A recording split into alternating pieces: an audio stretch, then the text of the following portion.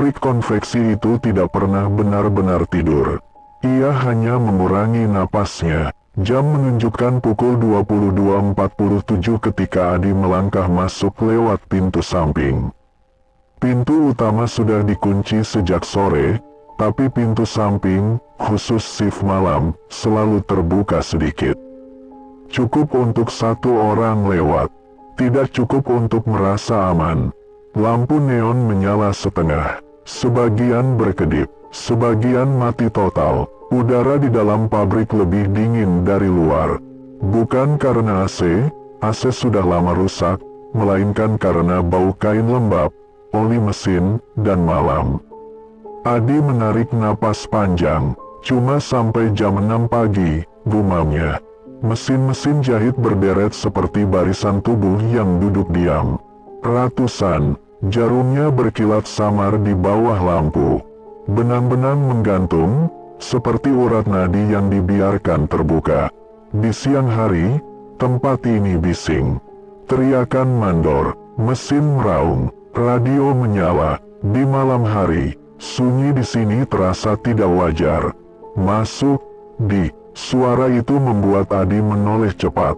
Sari, rekan satu shift, berdiri sambil membawa termos.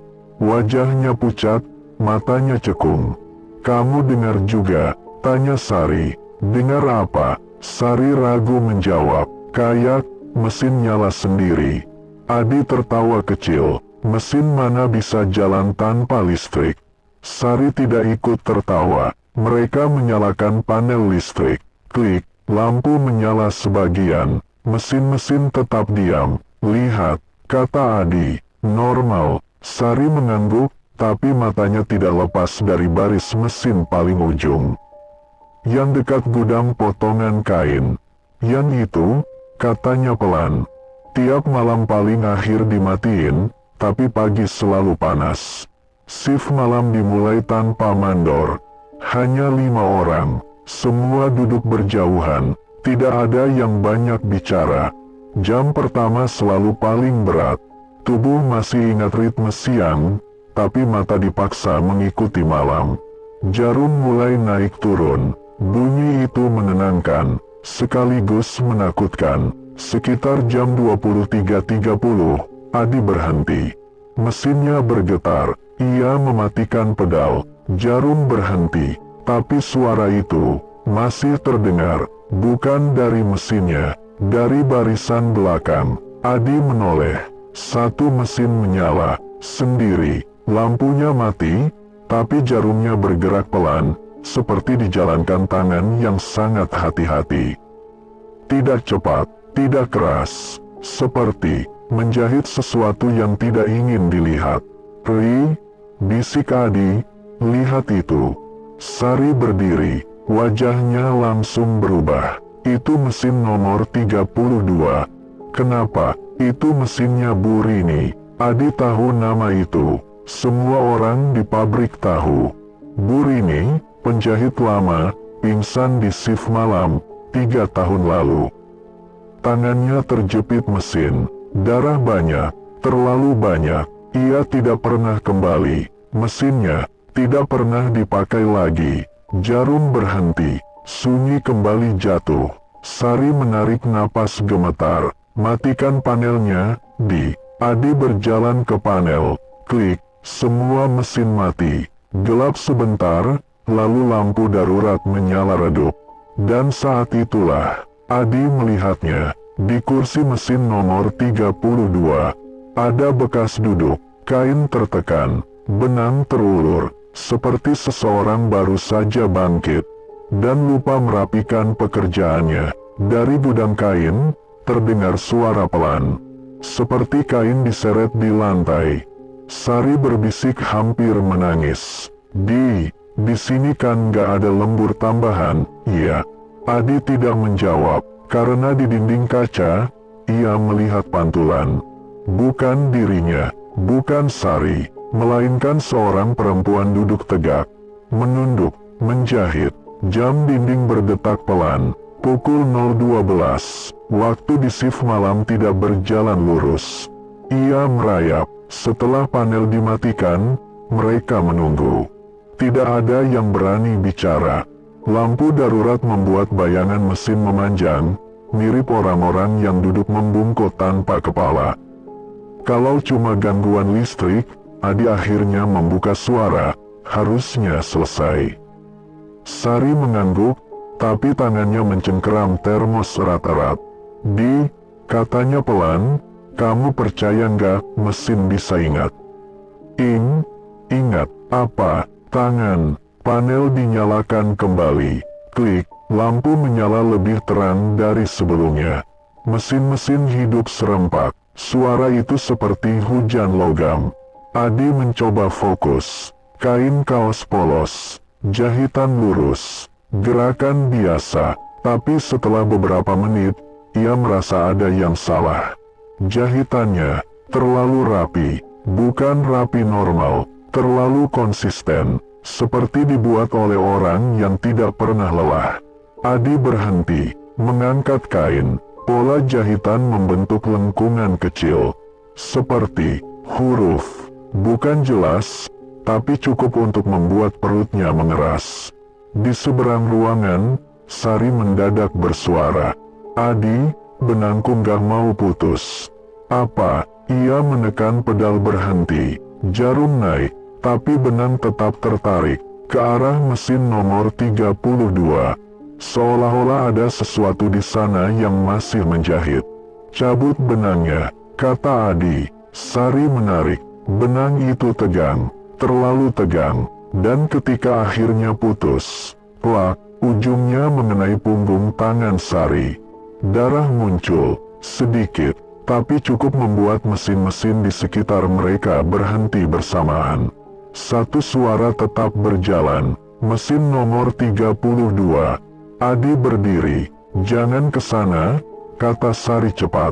Tapi Adi sudah melangkah. Setiap langkah membuat suara mesin itu terdengar lebih jelas. Ritmenya berbeda, bukan ritme mesin, ritme orang bekerja. Di kursi mesin nomor 32, kain menumpuk. Bukan kain dari stok mereka. Kain itu seperti seragam lama, warna pudar. Label pabrik lama masih menempel. Adi mengenalnya, itu seragam Bu Rini. Mesin berhenti tepat saat Adi berdiri di sampingnya. Sunyi jatuh, lalu terdengar suara napas. Tepat di telinga Adi, pelan, pendek, seperti orang yang terlalu lama menahan sakit. Belum selesai, Adi membeku. Ia melihat ke kaca mesin. Di pantulan itu, tangan yang menggerakkan kain bukan tangannya. Tangan itu lebih kecil, penuh bekas jarum. Sari menjerit kecil. Adi menoleh. Di belakangnya, mesin-mesin lain mulai bergerak tanpa disentuh. Bukan cepat, serempak, seperti barisan pekerja yang kembali ke meja masing-masing. Dari pengeras suara tua di langit-langit, terdengar suara statis.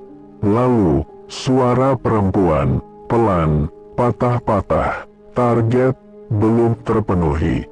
Jam dinding berdetak, pukul 0.59. Shift masih panjang, dan pabrik itu baru mulai bekerja. Jam menunjukkan pukul 1:07. Di jam segini, tubuh manusia mulai menyerah. Tapi pabrik itu justru terjaga sepenuhnya. Angka muncul di papan tulis putih dekat meja mandor. Padahal tidak ada yang menulis. Target 1.200 potong. Cat spidolnya masih basah. Sari menutup mulutnya. Itu target siang, bisiknya. Shift malam cuma beresin sisa. Adi menelan ludah. Di bawah target itu, muncul satu baris lagi. Tercapai 786. Angkanya berubah sendiri, seiring suara mesin yang makin rapat. Berhenti, teriak Adi. Tidak ada yang berhenti.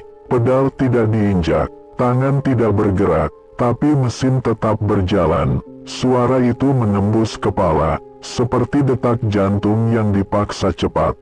Dari pengeras suara, terdengar suara langkah. Bukan suara sepatu nyata, seperti rekaman lama, Disusul suara laki-laki parau, mandor lama yang dulu terkenal kejam. Kurang cepat, Sari menutup telinganya. Dia sudah meninggal, katanya gemetar. Mandor itu meninggal 5 tahun lalu. Suara itu tertawa kecil. Target tidak peduli. Angka di papan naik terus. Setiap kali angka bertambah, Adi merasakan nyeri di ujung jarinya. Ia melihat kulitnya memerah, seperti tertusuk jarum berulang-ulang. Di barisan mesin belakang, 1 kursi terisi. Lalu 2, lalu 3, bayangan duduk, menunduk, menjahit. Tidak jelas wajahnya, tapi posturnya, semua sama, bungkuk, lelah. Sari menangis tanpa suara. Kalau target tercapai, apa yang terjadi? Adi tidak menjawab, karena ia melihat tulisan baru muncul di papan. Kekurangan tenaga di bawahnya. Ambil dari yang ada. Mesin di depan Adi mendadak lebih cepat. Jarumnya turun terlalu dalam. Plak, jarum menembus kain, lalu kulit. Adi berteriak. Mesin tidak berhenti. Ia menarik tangannya. Jarum keluar, meninggalkan darah yang menetes ke kain putih. Dan kain itu menyerapnya. Angka di papan naik 2. Sari berlari ke panel listrik. Kalau listriknya mati total, ia menarik tuas besar. DUARR. Lampu mati, mesin mati. Sunyi jatuh begitu tiba-tiba hingga telinga berdengung. Dalam gelap, terdengar satu suara terakhir. Pelan, tepat di antara mereka. Masih kurang. Lampu darurat menyala. Papan tulis kosong. Tidak ada angka, tidak ada tulisan. Tapi di tangan Adi, bekas tusukan masih terasa panas. Jam dinding berdetak. Pukul 1.46. Sari berbisik. Kalau kita keluar sekarang, apa pabrik ini akan membiarkan? Adi menatap pintu darurat di ujung ruangan. Pintu itu perlahan tertutup sendiri. Jam dinding bergerak lambat. Pukul 2:03, udara di dalam pabrik terasa lebih berat. Seolah-olah setiap helaan napas harus dicatat. Sari dan Adi duduk berdekatan. Tidak ada yang berani kembali ke mesin. Panel listrik masih mati. Hanya lampu darurat yang menyala, redup, kekuningan, membuat semua wajah tampak sakit. Di meja mandor, buku absensi tergeletak terbuka. Padahal sebelumnya, buku itu disimpan di kantor depan. Halaman bergeser sendiri, seperti kertas tua yang dipaksa membuka ingatan. Adi berdiri perlahan. "Jangan," bisik Sari. "Kalau itu absensi shift malam, isinya cuma nama kita." Adi tidak menjawab, karena dari jarak beberapa langkah, ia sudah melihat kejanggalannya. Nama-nama tertulis rapi. Adi Pratama, Sari Wulandari, Joko, Imam, Rizka, 5 orang, sesuai jumlah pekerja malam ini. Tapi di bawahnya, ada ruang kosong, 1 baris, dan pena tergeletak di samping buku. Masih ada yang kurang, suara itu terdengar lagi. Bukan dari pengeras suara, dari dekat buku. Sari berdiri mendadak. "Tidak. Kita sudah lengkap, tidak ada tambahan." Halaman absensi bergeser ke halaman lain. Tanggal lama, 3 tahun lalu. Nama Bu Rini tercoret garis merah. Status, tidak masuk. Kursi mesin nomor 32 berbunyi. Krek, seperti ada yang duduk. Adi menoleh. Kursi itu sekarang tidak kosong. Bayangan duduk membungkuk. Tangannya bergerak pelan, meski mesin mati. "Dia tidak pernah dicatat," kata suara itu lirih. "Kerja lembur, tanpa absen, tanpa pulang." Sari terisak. "Dia kecelakaan, bukan salah kami." Bayangan itu berhenti. Kepalanya perlahan terangkat. Di udara dingin itu, Adi mencium bau besi dan kain basah. Pena di buku absensi bergerak sendiri. Menulis 1 huruf. Nama itu muncul kembali. Tinta hitam pekat, seolah-olah baru ditulis hari ini. Lampu darurat berkedip, satu kursi lain ikut bergeser. Lalu satu lagi, bayangan-bayangan lain muncul di kursi mesin yang lama tidak dipakai.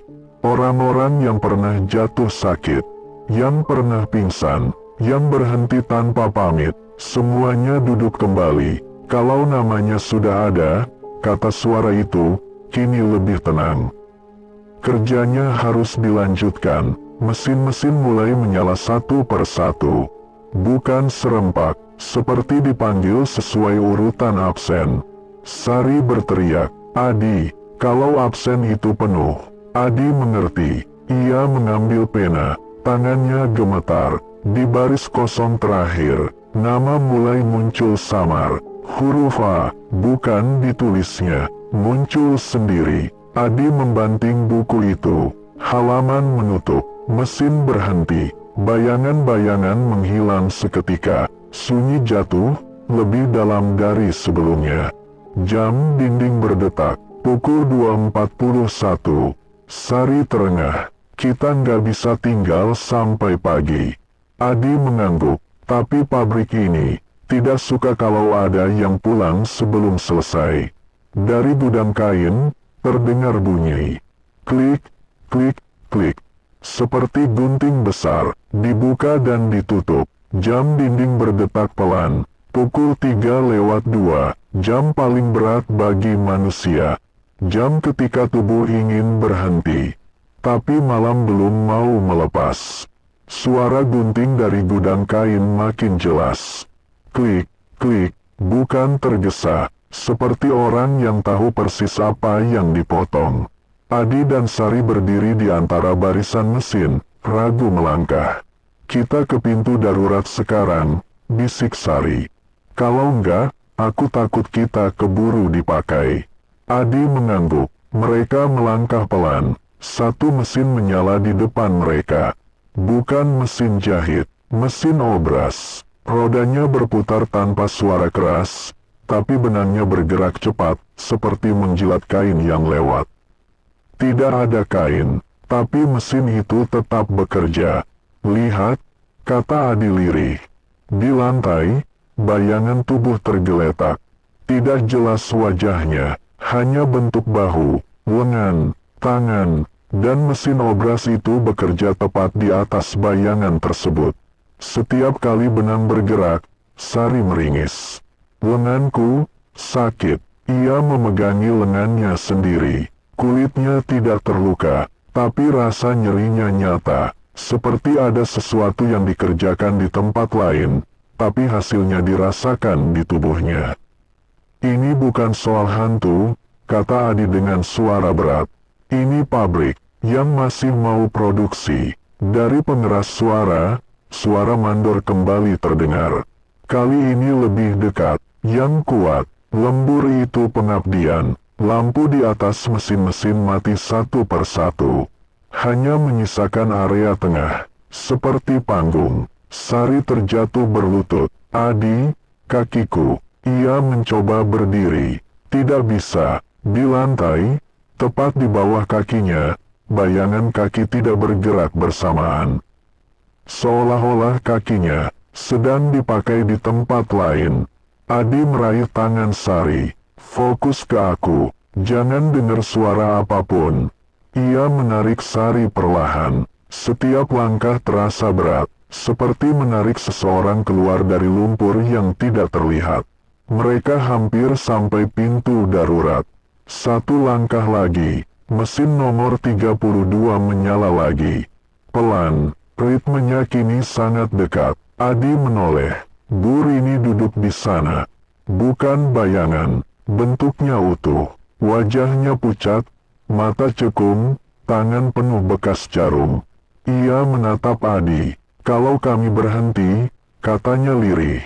"Siapa yang ganti?" Pintu darurat tidak terbuka. Lampu merah di atasnya menyala. "Shift belum selesai." Tulisan itu muncul samar di pintu besi. Sari menangis keras. "Apa maunya kalian?" Bu Rini berdiri. Langkahnya pelan, tidak menyeret, Ia berhenti 2 meter dari mereka. Kami cuma mau dianggap selesai. Jam dinding berdetak. Pukul 3.39. Di papan tulis, angka target muncul kembali. Tercapai 1199. Kurang 1. Semua mesin berhenti. Semua bayangan menoleh ke arah Adi dan Sari. Menunggu. Jam menunjukkan pukul 3.41. Waktu terasa berhenti tepat di sana. Tidak bergerak maju, tidak mundur, hanya menekan. Papan target tetap menyala redup. Tercapai 1199. Angka itu tidak berubah. Tidak mau. 1 potong lagi. Bu Rini berdiri di depan mesin nomor 32. Tangannya menyentuh kain terakhir di meja potong. Bukan kain baru. Kain itu penuh noda lama, darah yang sudah pudar, minyak mesin, keringat. Dulu, katanya pelan, aku lembur 3 malam berturut-turut. Tidak ada yang menyala. Target selalu naik. Tubuh tidak pernah dihitung. Sari berbisik hampir putus asa. Kalau 1 potong itu dibuat, siapa yang akan menanggung? Bu Rini menatap Sari. Lama, bukan tubuh, jawabnya, tapi ingatan. Adi memperhatikan kain itu. Ia sadar sesuatu. Label produksi di sudut kain. Kosong, tidak ada kode, tidak ada nomor, belum pernah didaftarkan. Kalau potongannya bukan dari produksi, kata Adi perlahan. Tapi dari arsip. Bu Rini tersenyum tipis. Senyum orang yang sudah terlalu lama menunggu seseorang mengerti. Adi berjalan ke meja arsip di sudut ruangan. Laci besi berderit saat dibuka. Di dalamnya, kain-kain lama, sisa produksi gagal, potongan yang tidak pernah dihitung. Barang buangan. Adi mengambil 1 potong kain. Ia meletakkannya di mesin nomor 32. Mesin itu menyala sendiri, tapi kali ini, ritmenya berubah. Lebih pelan, lebih hati-hati, seperti menjahit sesuatu yang rapuh.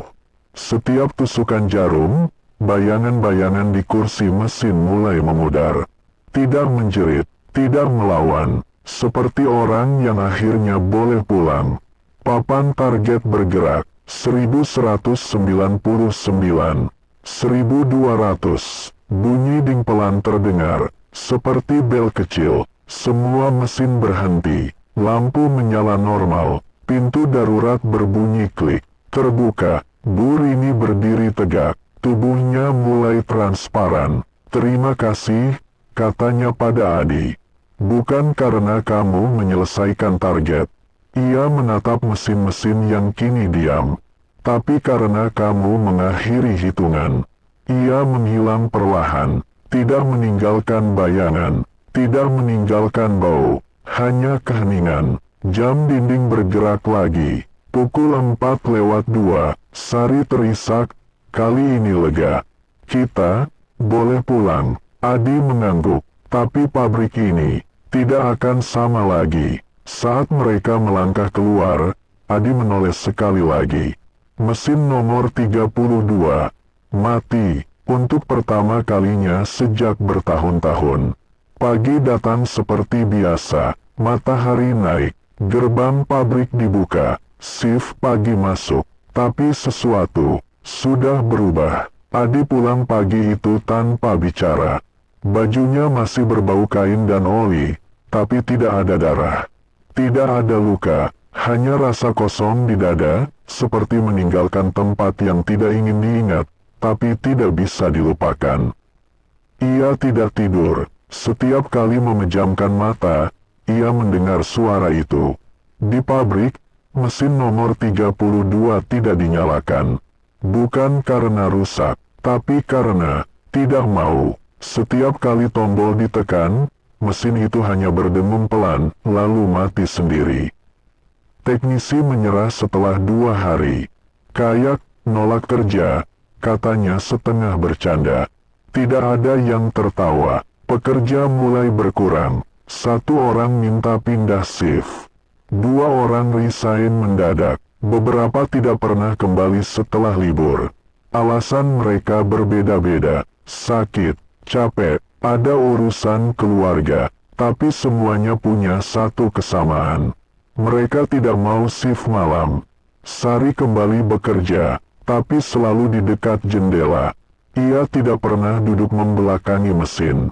Dan setiap jam 3 pagi, ia selalu berhenti menjahit, meski target belum tercapai. Anehnya, tidak ada yang menegur. Mandor baru datang, lebih muda, lebih pendiam. Ia tidak pernah menaikkan target. Dan setiap kali melihat papan produksi, ia selalu menghapus angka sebelum pulang. Gudang arsip dipindahkan, kain-kain lama dibuang, tapi satu potong kain hilang, tidak tercatat keluar, tidak ditemukan, seolah-olah sudah diambil kembali oleh tempat itu sendiri. Suatu siang, Adi kembali ke pabrik. Bukan sebagai pekerja, ia mengajukan resign. Saat melewati barisan mesin, ia berhenti. Mesin nomor 32, bersih, tidak berdebu, tidak berkarat, seperti selalu dirawat oleh tangan yang tidak terlihat. Di kursinya, tertinggal sesuatu. Bukan kain, bukan benang, sebuah peniti tua, bengkok di ujungnya. Adi mengenalinya, Bur ini selalu menyelipkan peniti itu di kerah bajunya. Adi tidak mengambilnya, ia membiarkannya di sana, sebagai tanda, malam hari, pabrik itu tetap beroperasi. Mesin tetap berbunyi, tapi ritmenya berbeda, lebih manusiawi, lebih jarang, dan untuk pertama kalinya, jam 3 pagi terasa lewat tanpa kejadian apapun. Tapi di dinding dekat mesin nomor 32, muncul bekas kecil. Seperti bekas jahitan lama, membentuk satu kata, pabrik itu mulai lebih sering kosong. Bukan karena bangkrut, bukan karena mesin rusak, karena orang-orang pelan-pelan pergi. Shift malam dipangkas, dari 5 orang, menjadi 3, lalu 2, sampai akhirnya hanya 1 petugas jaga. Tidak menjahit, tidak produksi, hanya memastikan pintu terkunci. Malam terasa berbeda sekarang. Lampu tidak lagi menyala semua. Mesin tidak dinyalakan serempak. Pabrik itu seperti memilih bagian mana yang masih ingin hidup. Suatu malam, petugas jaga baru, Rangga, berkeliling dengan senter. Ia belum lama bekerja, belum tahu cerita lengkap. Ia hanya tahu satu aturan aneh. Kalau jam menunjukkan lewat pukul 3, jangan masuk ke barisan mesin tengah. Rangga tidak bertanya. Pukul 3 lewat 8, senter Rangga menyorot mesin-mesin yang diam. Ia berhenti. Itu cuma angin, gumamnya. Tapi bau kain lama kembali muncul. Dan dari kejauhan, ia melihat satu lampu mesin menyala. Mesin nomor 32. Rangga mendekat. Setiap langkah membuat dadanya berat. Mesin itu tidak bergerak, hanya lampunya menyala, seperti seseorang yang menunggu ditemani. Di kursi mesin, tidak ada siapa-siapa. Tapi di atas meja, tersusun kain, rapi, terhitung. Jumlahnya tepat 1 tumpukan kecil. Tidak lebih, tidak kurang. Rangga mundur pelan. Maaf, katanya refleks. Saya cuma jaga. Mesin itu berdengung pelan, bukan marah. Seperti mengerti. Lampunya mati sendiri. Keesokan harinya, manajemen memutuskan shift malam dihentikan sementara. Tidak ada pengumuman besar, hanya 1 kertas ditempel. Operasional malam ditutup sampai waktu yang tidak ditentukan. Sejak itu, pabrik hanya buka sampai sore. Dan anehnya, produksi tidak turun drastis. Seolah-olah sesuatu yang dulu memaksa sudah dilepas. Adi mendengar kabar itu dari Sari. Ia hanya mengangguk. Bagus, katanya. Tandanya, mereka sudah cukup. Tapi pada malam-malam tertentu, Orang yang lewat depan pabrik bersumpah mendengar suara itu. Pelan, teratur, bukan minta dilanjutkan, hanya memastikan, tidak dilupakan, tidak ada sirene, tidak ada pengumuman, pabrik itu tidak ditutup, ia hanya tidak dibuka lagi. Pagi hari, gerbang masih terkunci. Hari berikutnya juga, seminggu berlalu, rumput mulai tumbuh di sela aspal. Poster target produksi menguning. Nama pabrik di papan depan mulai pudar. Tidak ada perpisahan, karena tempat itu tidak pernah dianggap hidup. Mesin-mesin dibiarkan diam. Debu turun perlahan, menutup besi, benang, dan jarum. Tapi satu hal aneh terjadi. Mesin nomor 32 tidak berdebu. Setiap orang yang diam-diam masuk, entah untuk mengambil barang atau sekadar penasaran, mengatakan hal yang sama. Yang lain kotor, tapi mesin itu bersih.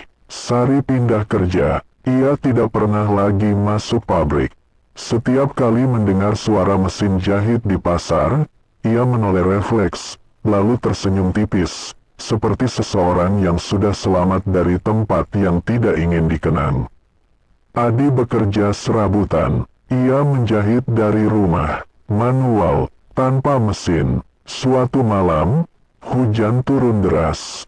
Pabrik yang gelap itu kembali terdengar hidup. Bukan lampu, bukan mesin, tapi suara langkah kaki, pelan, teratur, bukan banyak, tidak tergesa. Satpam lingkungan melihat dari kejauhan. Di dalam gedung yang seharusnya kosong, lampu kecil menyala. Satu, di barisan tengah, mesin nomor 32. Ia tidak mendekat, ia hanya mencatat di buku jaga. Lampu menyala sendiri, tidak ada aktivitas, mati pukul 3.40. Keesokan paginya, pintu gudang arsip terbuka.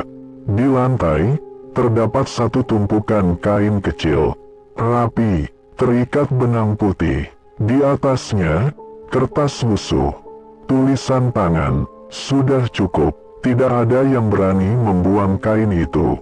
Akhirnya, kain dan kertas itu dikubur di halaman belakang pabrik. Bukan seperti membuang barang, seperti mengubur seseorang. Sejak malam itu, suara mesin tidak pernah terdengar lagi. Tidak di jam 3, tidak di hujan, tidak bahkan di mimpi. Bangunan itu akhirnya dijual, akan dijadikan gudang, atau diruntuhkan, belum pasti. Tapi setiap calon pembeli mendapat peringatan yang sama dari warga sekitar. Bangunannya kuat, tapi sejarahnya berat, dan di dinding ruang tengah, yang sudah terkelupas catnya, masih ada satu bekas jahitan samar. Tidak membentuk kata, hanya garis lurus. Seperti jahitan terakhir yang memastikan, tidak ada yang tersisa terbuka. Ada tempat yang tidak menyeramkan karena hantu, tapi karena ingatan yang terlalu lama dipaksa bekerja. Pabrik itu adalah salah satunya. Bertahun-tahun berlalu, bangunan konveksi itu akhirnya diratakan. Dinding roboh, atap diangkat, mesin-mesin dijual kiloan. Tidak ada yang menolak. Tidak ada yang melawan, seolah-olah bangunan itu sendiri sudah siap. Saat mesin nomor 32 diangkat, para pekerja bongkar berhenti sebentar. Mesin itu berat, lebih berat dari yang lain. Bukan karena besinya, karena sunyi yang menempel. Seorang pekerja menemukan sesuatu terselip di bawah dudukan mesin. Bukan tulang, bukan darah. Sebuah kartu absensi lama, nama, Rini, status, selesai, jam keluar, pukul 3.41. Tidak ada tanggal. Adi mendengar kabar itu bertahun kemudian. Ia sedang menjahit pakaian pesanan tetangga. Manual, pelan, setiap tusukan jarum terasa sadar. Ia berhenti sejenak, menutup mata, lalu melanjutkan. Sari kini punya warung kecil. Ia tidak lagi bekerja dengan target. Ia menutup warung tepat waktu. Dan setiap jam 3 pagi, meski sudah jarang terjaga, ia selalu terbangun sebentar. Bukan karena takut, karena kebiasaan lama yang akhirnya dilepas. Di bekas lokasi pabrik, berdiri bangunan baru. Gudang logistik, lampunya terang, gerbangnya besar, tidak ada shift malam, tidak ada lembur, tidak ada target ditulis di dinding.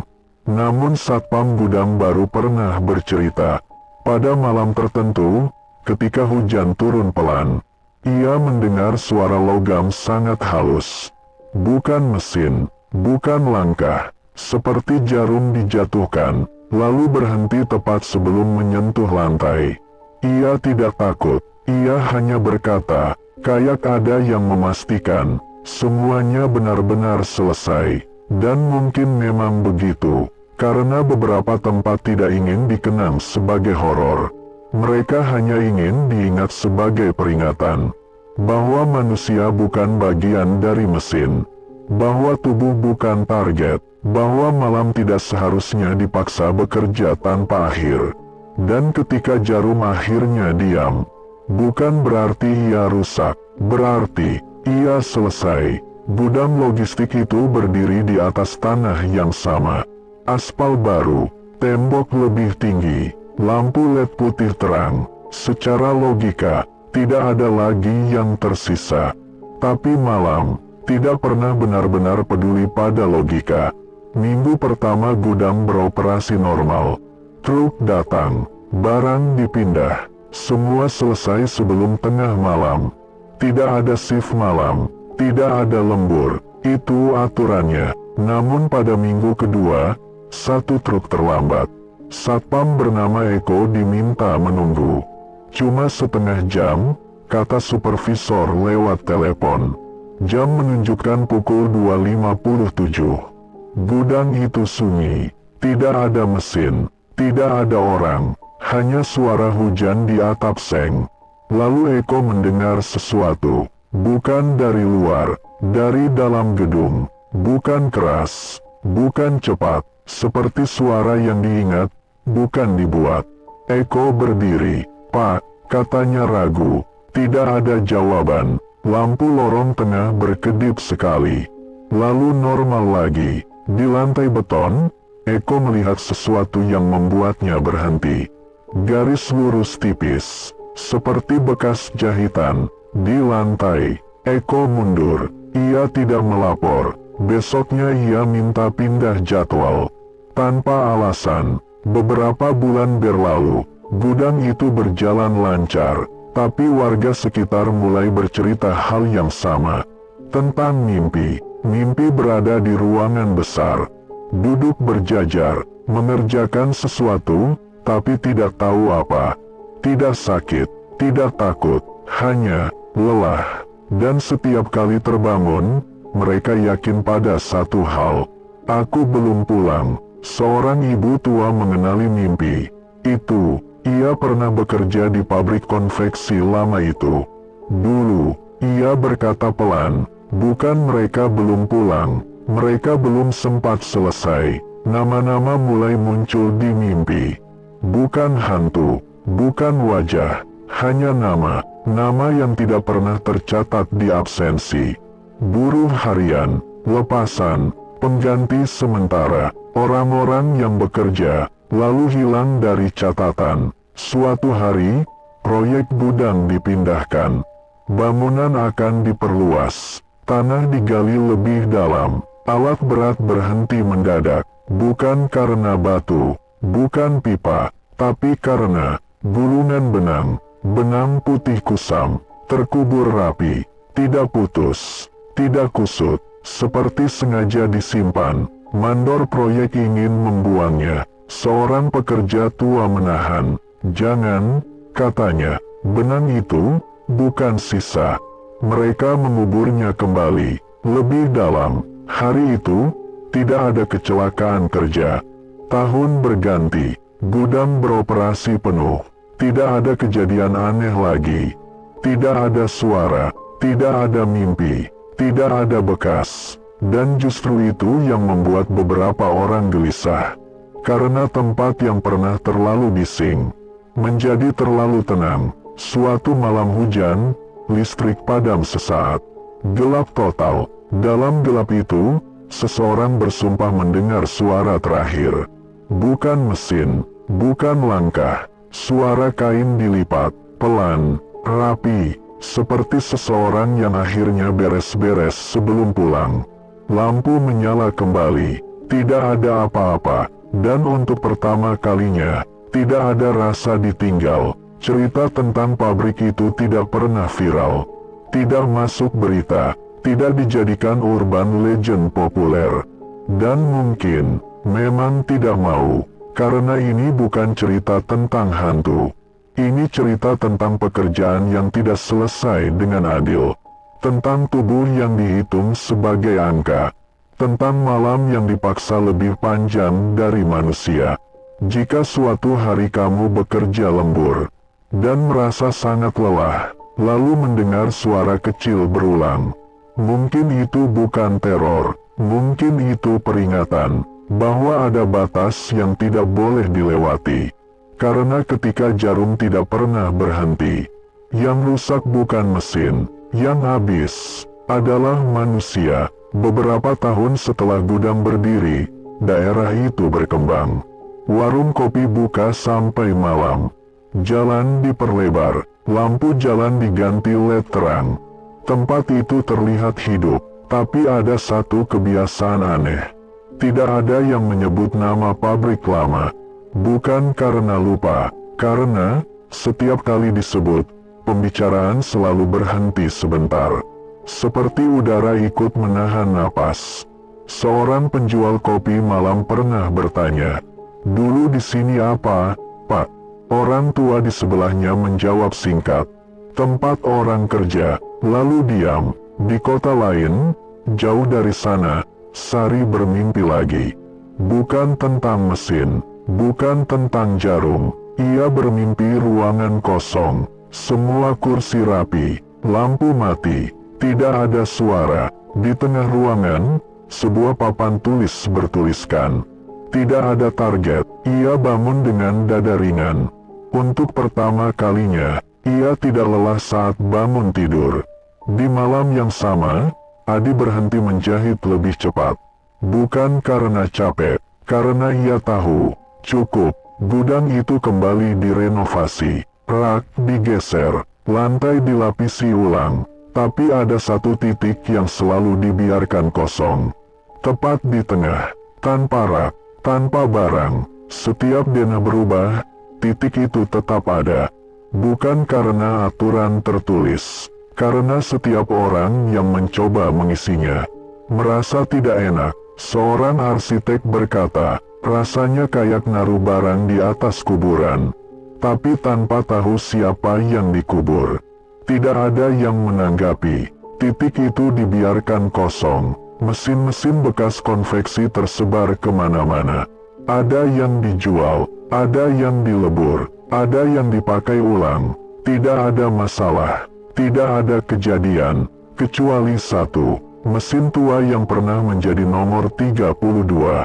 Ia berpindah tangan beberapa kali, dan setiap pemilik baru mengalami hal yang sama. Mesin itu tidak mau dipaksa cepat.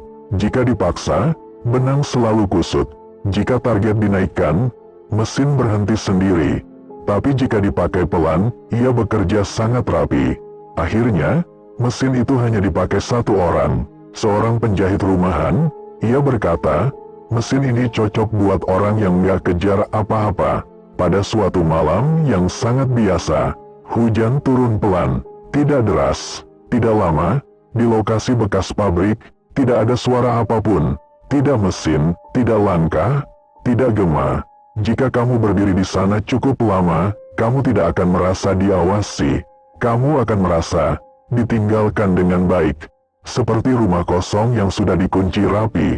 Lampu dimatikan, pintu ditutup pelan. Karena tidak semua tempat ingin dikenang sebagai horor. Sebagian hanya ingin pekerjaannya diakui, lelahnya dihitung, dan malamnya dikembalikan. Dan akhirnya, jarum itu tidak berhenti. Ia selesai. Itulah cerita horor kali ini. Sampai ketemu lagi di cerita horor berikutnya.